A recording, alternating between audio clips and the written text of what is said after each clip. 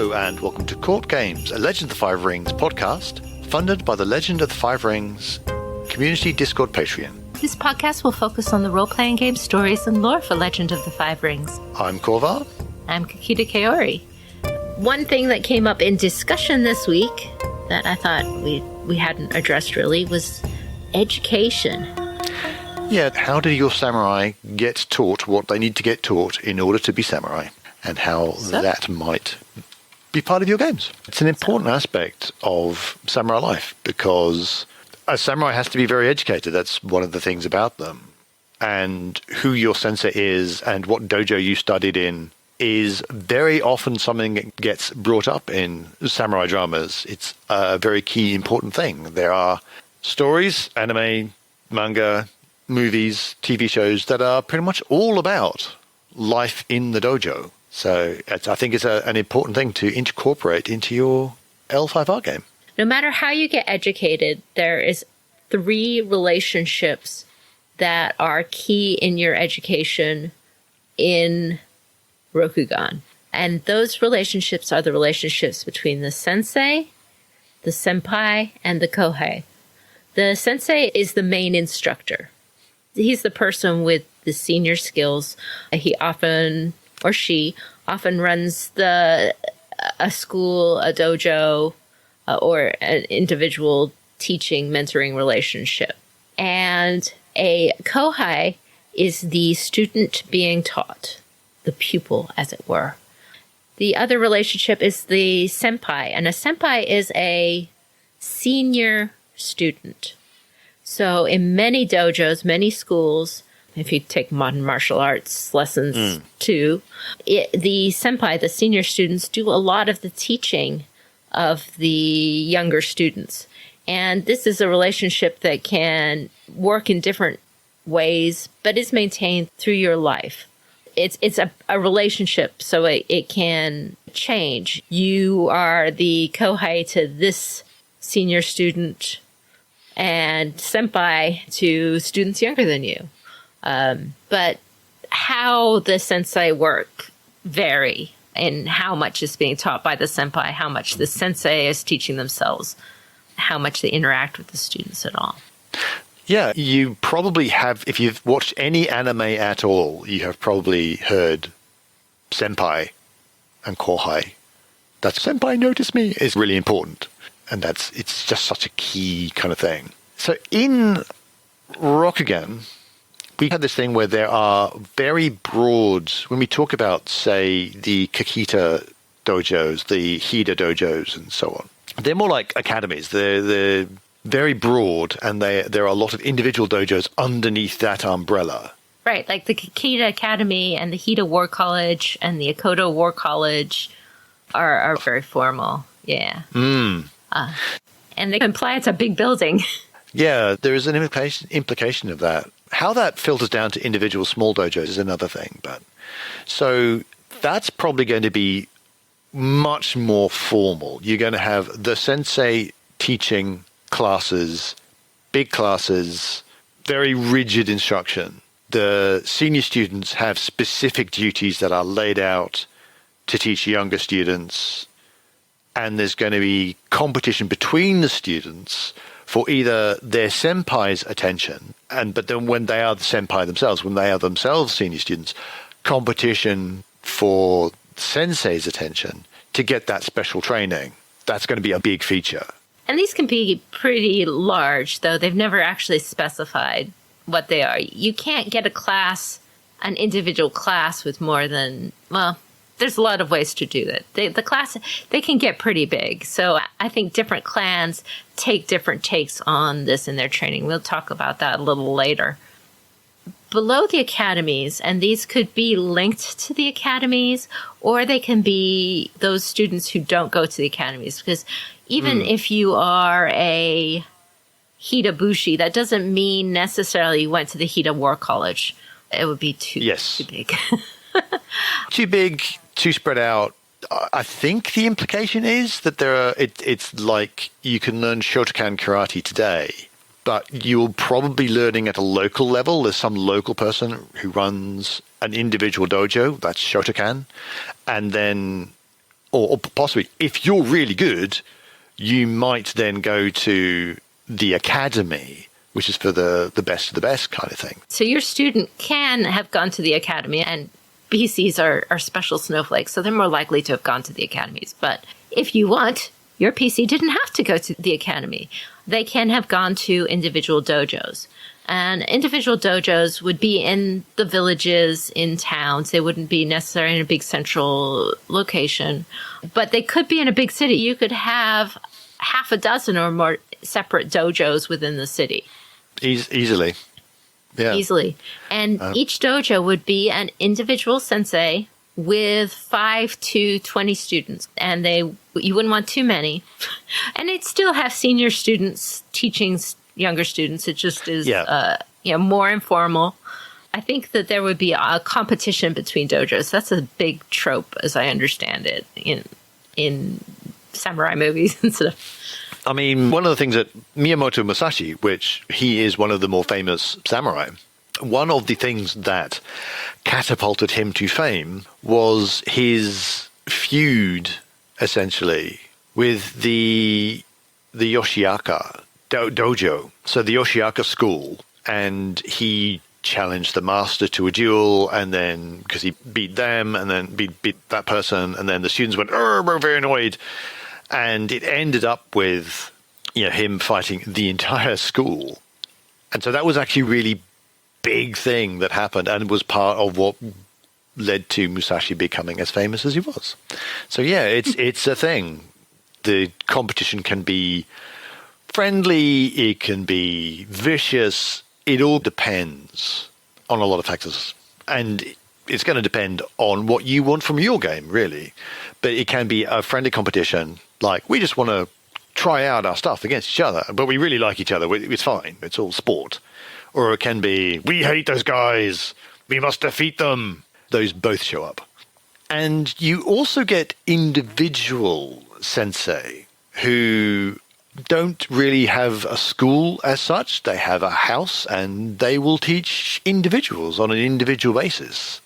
And it won't be that kind of, I'm paying you money to be my sensei, or I am joining your school, I'm going to be part of your school. It's down to an individual level. So like the Kuni famously do this. They'll just have one Kuni and they take 1 or 2 apprentices and they wander around doing Kuni things with their one or a couple of apprentices. The other way that could work is if you have a wealthy household and your child didn't make it into the academy, find the best sensei who you could, the best swordsman you can hire for your household, who is now your sensei. Or if you're from a wealthy household and you think that, you might just want personal training for your kid. So your kid maybe could go to the academy, but no, you want private tuition because you're a rich snob, basically. And a sensei who did run a school and then has retired but does take on the occasional student, that's another common trope. Comes up in the movie Hidden Blade, which is one of my favorite samurai movies, where one of the issues is like, oh no, I have to fight against my friend because he's become a renegade and I have to fight against him, but he was always better than me at the dojo. I must go back to my old master and ask him for help. And that was the thing. So it was exactly that setup where the master had basically retired, but he would still teach 1 or 2 of his favorite students. So you have that really individual relationship. Yeah, you can have your character have any of those kinds of backgrounds. It's all good stuff. It's all fine. Yep. The basic steps, though, that would be true for pretty much any samurai character in Rokugan is that your early education would be basically from your mother, your nursemaid, whoever it was that was doing your basic raising of you. So you would learn to write and read and the basics of Bushido and stuff directly from your family or the servants that they hired to do it. Most of the academies open around age 10, from what we've read in New 5R. You'd be versed in kata and like the basics of your family's preferred school style, even if you went to another clan. do your shuji exercises, whatever the courtier equivalent of kata is. You're right. You'd be familiar with that from very early age, from before 10. And you'd enter your formal education around 10. And right now it looks like Genpuku is happening around 16 or 17 years old when you are an adult. And then if you were wanting to go on to be a sensei yourself, if you are very promising and it looks like you would be valuable to your clan that way, you might go do some things, but the best of the best, teaching others is a good thing. You might stay at your academy, you might stay at a senpai at a dojo, but you become you take advanced training before you get to be a sensei yourself. That's your job, is training to be a sensei. It's not you happen to pick it up and become a sensei by accident afterwards. You are trained in being a sensei. Yeah. And competition for that role, competition to be the person who will take over the dojo after the sensei retires. A lot of conflict, a lot of competition, many plots available there. That's why you want sensei to notice you. Definitely. Absolutely. So that's the basic steps of education for a samurai. But we thought we'd have a quick look at the kind of broad overview of what each individual clan might be like, details that they do no one else does. So just to clarify, these are my interpretations of how each clan would vary in its education.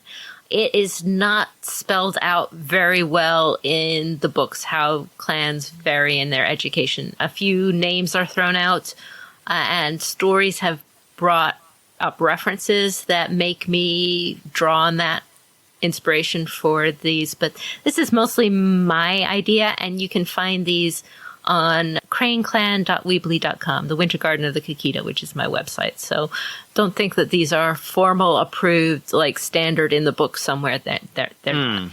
But we do have colleges that we know about. The Crab have the Hida War College. That's their biggest school.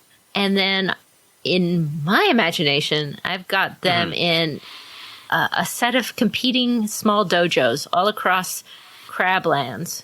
These are taught by senior senpai, people who are training to be a sensei, under the instruction of a regional sensei. So because the Crab need a lot of their manpower on the wall, they don't necessarily have a large number of senseis, and many of them are injured. Yeah. Or otherwise not doing wall duty for various reasons. So probably large class sizes. But they're very physical and very practical. Yeah. So the reason I went with the small dojos, you have each small dojo, there might be half a dozen or more in a town, a couple in every village even. Each one has a senpai in it with students, and then the sensei might be for the whole town or a couple of villages, and go around to all of them and observe them and give lessons and then let the senpai run. So this sets up a good atmosphere for all those senpai are trying to be noticed by the regional sensei who's not there every day. And that sets up a good competing dojo aspect as you try to be the best dojo in town so that you are the one who gets the special training from the regional sensei so that he parks in your dojo to teach him. So I think that Crablands are really good for the competing dojos stuff. A lot of roughhousing, but not necessarily lethal stuff in Crablands. So I like that vibe. Definitely wouldn't be that lethal, Yeah. That's cool. Yeah, I can definitely see that. And a lot of I really like the idea that the competition to just excel, not necessarily compete directly, let's go and punch them, but it's let's do the best at this competition. And really you can go punch them. You're just not... You can go punch. I imagine them punching each other because Crab do a lot of the hand-to-hand thing, but they won't kill each other. Beating each other up is a mark of honor. That's true. Yeah. But it's about toughening each other up, so that works for the Crab in general too. It should be nice and you can take a hit, right? The Crane, of course, have the Kakita Academy, which is probably the most famous of the dojos. It's got a reputation that in general, unless they flunk out at their entrance exams or something like that. Even emperors go there. the Kikita Academy, I see it having, is by invitation only, and you need to pass an exam to get in, and is very formal. Kikita Toshimoko is the headmaster, and it's very prestigious. So I am running a Kikita Academy game right now.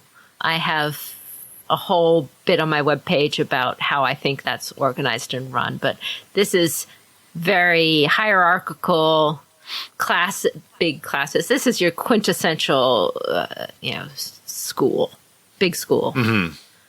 Yeah, I can see and that. And then there are local dojos, but not so many because the academy is so prestigious that the local dojos are unlikely to be able to compete, and so they won't get the kind of prestige that they might otherwise. But when there are local dojos, it's that a group of samurai parents will hire a sensei for their town. Yeah, they will find a good swords master who is available and good enough to be a sensei, and they will either have them to themselves in their nice fancy house or, for a group of students at the town. There are dojos in southern Cranelands and stuff that are generally not so prestigious, but they're not as hierarchical on there.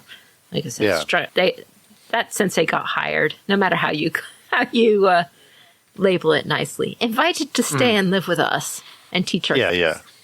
You don't hire people. Oh, no, not samurai. You wouldn't hire them. No, you just, why don't you come live with us? It'd be great. We're lovely people. So how do you see the dragon? Yeah. All my visions for the dragon are based on Shaolin Kung Fu. They have these really big classes. They don't like the strict hierarchical system quite so much as where there are many classes and all laid out neatly like the crane. So they have to rebel against that.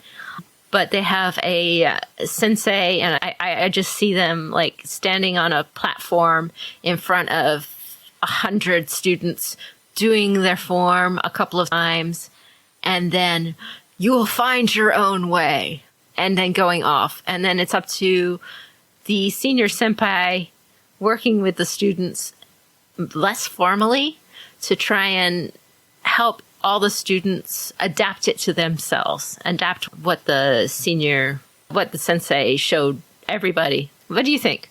I would say that sounds absolutely on point for the Togashi, because the Togashi are, quite frankly, the Shaolin Temple. But I think the Muramoto might be different. The Muramoto might be a much more personal, especially because the dragons just don't have the numbers generally. With the Togashi, all the Togashi go to one place, so you can have those big classes. But I think maybe for the Muramoto, it might be more. Also, I just like contrasting the Muramoto with the Togashi. I like them being differently. That's one of the fun things about the Dragon Clan, is that they're a mishmash of people. So the Muramoto might have that more very individual training. A few students, but again, they're very much I'm going to show you the basics. I'm going to show you the kata, but then I'm going to expect you to do a lot of work yourself on how to apply that, how to make that your own, to learn from it. I'm almost giving you, when I show you this kata or I show you this technique, I'm giving you a riddle you need to unravel. Yes, that's very much dragon. Yeah. And because I think the dragon are more spread out just because of the population issues. And if they're not the Togashi and all the high House of Light, you're going to have smaller numbers. I think that's going to fit that way. And like I say, I like having the Muramoto and the Togashi being quite different. It makes sense. It could even have been one way formally and then changed because of the birth rates. Absolutely. So we've got the lion. For the lion, they have the Akodo War College, which is very, very famous. There's a lot of fictions established with the lion as a child training with an experienced Ashigaru or Jisamurai from a very young age. So the lion, they have, well, especially the Matsu, have this matriarchal society that, very much prizes a woman as a leader and a warrior, but maybe downplays a little bit of the aspects of parenting. And there's a lot of stories that kind of talk about a lot of the parenting being done by the servants, which is totally what happened in Japan too. So don't think that this is unusual. So I see a selected Ashigaru or Jisamurai or a lower ranked samurai, depending on your household level, being selected from your leader's troop, from the parents' troops, or depends on the rank, of course, but kind of rank below, wherever your parents are, the rank below, or maybe the rank below, would be invited and join to be the personal sense of the students, just from a very early age, and then to go to the Akodo War College, or if they, subsidiary dojos, if there were them, big ones, there would be a lot of competitions, I see it, in Lion Lands, where you would go and compete at festivals and things. And then there would be sensei from the War College that are basically there at these festivals to recruit. Look, he's the winner of this. That he looks like he has talent. Let's have him sent to the War College to, advance his training. So I see a lot of competitions with a lot of festivals with a lot of martial competitions involved. And then there are senseis who are recruiters. Yeah. Who then pull students out of these competitions and tell their parents, he's good enough. We'll take him or her. I think you'd also have to have the huge massed ranks training, purely because the Akodo, the Lion, are so much about military. So you're going to have to get that unit cohesion. So you would also, this might be like the second stage after you've proved yourself and you've won all these competitions and someone's recruited you. Now you go on that like secondary education. Everyone does the same thing. Everyone does the same exercise in unison because you're going to be fighting in units. Although the ones who are groomed to be commanders might get more of the one-on-one individual training because they're going to be the one person in charge of that huge unit. Yeah, I think I see it a little differently in that I think that most Lion Samurai would get this individual training as children, and that Lion Samurai as adults are continuously in training. That go off as an adult, and the majority of Lion troops, that's what they do. They might take their winters off to go hang around the house, but they are there to train. That's their full-time job, basically, barring an actual war coming up. I figure they get their group tactic stuff from there, unless they are, special snowflakes. Let's see. The Phoenix I see them as having inspired based on Crane system in general, but I see the Phoenix as being very test locked. Okay. And doing more one-on-one Kohei to Sempai relationship. So rather than as Sempai teaching a class or a group of people, you as a senior student by your sensei say, okay, you're given this younger student Kohei. And that relationship between Sempai and Kohei for Phoenix, I see as being maintained for years. Like much of your training as you come in. And then what happens is the sensei teaches the Kohei who teaches the Sempai who teaches the Kohei. So most of the teaching is done Sempai to Kohei. And then what happens is to check the Sempai and check you have a lot of these huge series of tests to see, I don't care how you teach this thing, Sempai, or Sempai to be, but at the end of it, they should be able to show me the Heaven's Wing kata, or they should be able to light the candle, or whatever it is that they might not be super formal tests, though some of the ones with Shugenja, I'm sure, very much are. Oh, yeah. I can see the Shugenja mostly being, certainly the Asawa, being really academic. Like, it's a university. That's what it would be like, I think. But yeah, you get the graduate students teaching the undergrads and the senior undergrads teaching the junior undergrads, exactly like that, but very much Oxford, Cambridge, Ivy League, for those of you who are not in Britain, I suppose. The one thing that's different is that I think that each Shiginja needs to establish their own relations with the kami, which is why the teachers will observe the outcome and test on that and control the outcome, but not necessarily control how you do it. Yeah. If that makes sense. That's why it's so test locked.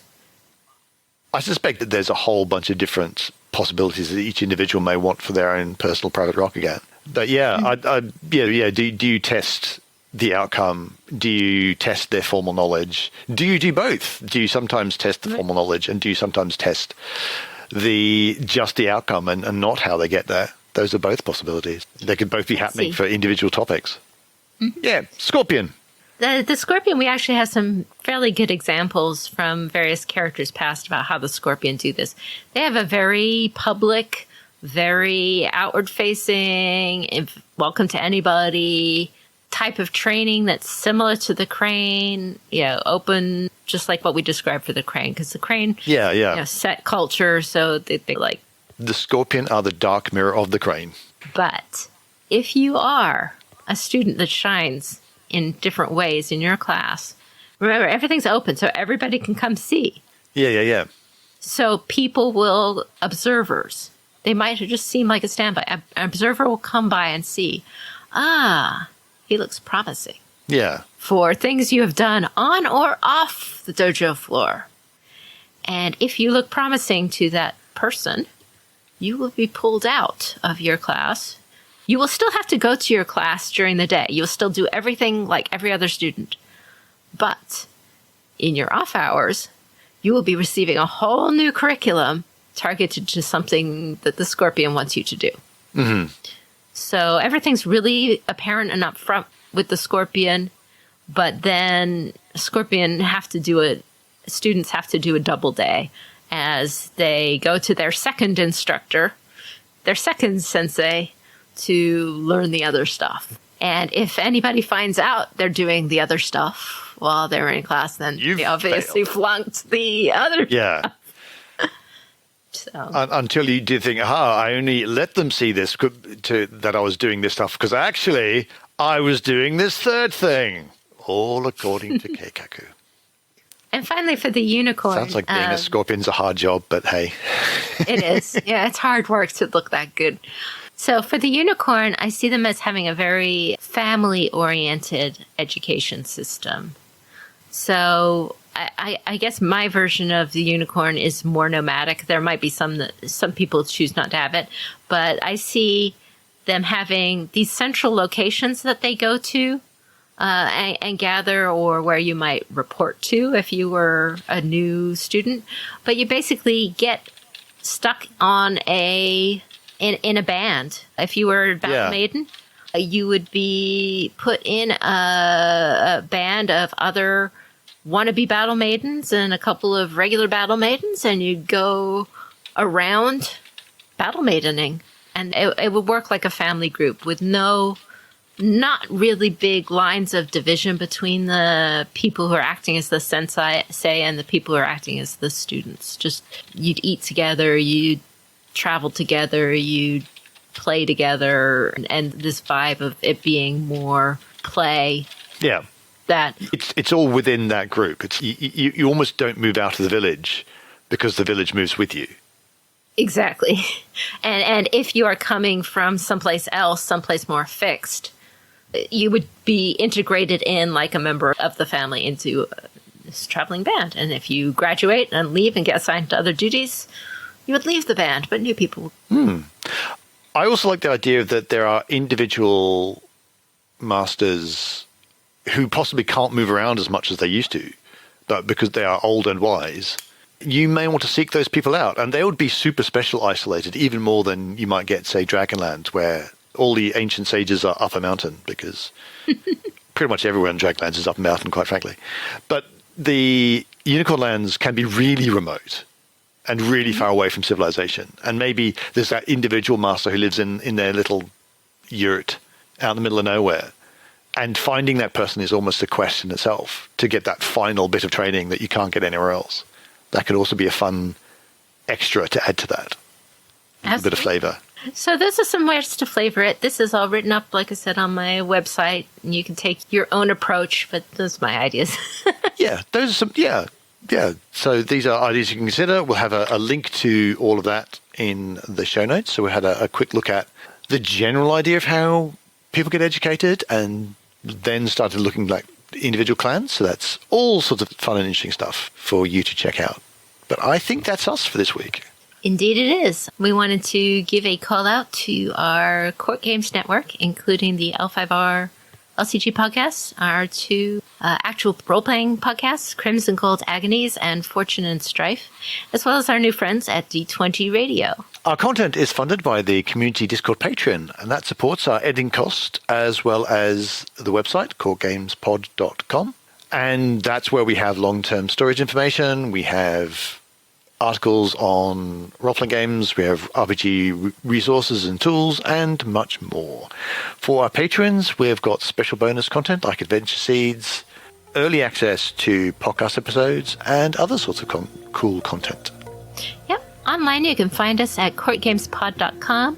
On Twitter, you can find us at twitter.com/courtgamespod, and on Patreon at patreon.com/courtgames. But that's it for us this week. This is Kikita Kaori. May the fortunes favor you. And I've been Korvar, and until we meet again, keep your jade handy.